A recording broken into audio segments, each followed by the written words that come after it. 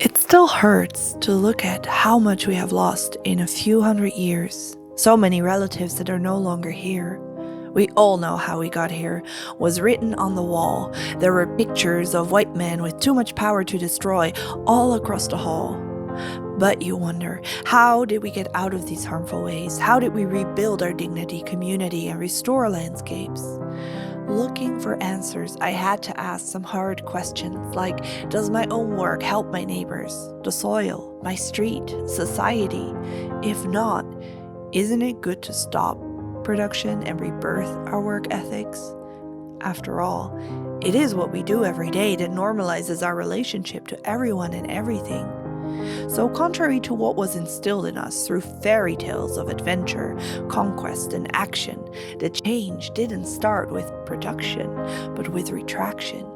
And since our livelihoods and ability to live attuned to ecological realities had been eroded, and wage economy had us laboring to climb ladders to nowhere, it took quite some organization, solidarity, and legislation and push for implementation to gain the basic universal income as a basis for transformation, freeing up capacity to meet the challenge, climate care workers in all shapes repairing balance.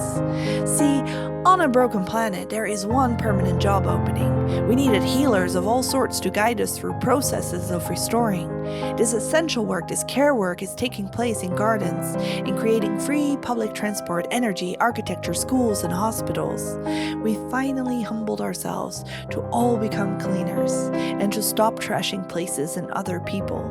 We defunded the police, and care institutions stepped in to address the need for safe streets. And in tech universities, abuelitas taught us traditional ecological knowledge that was thought to be extinct. We shed skins with the Red Deal, bringing change from below and to the left.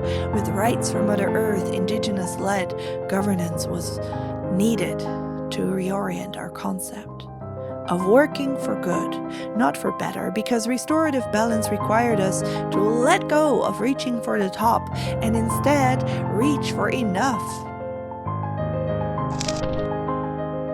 But there is still work to do before we can brag about what we have achieved.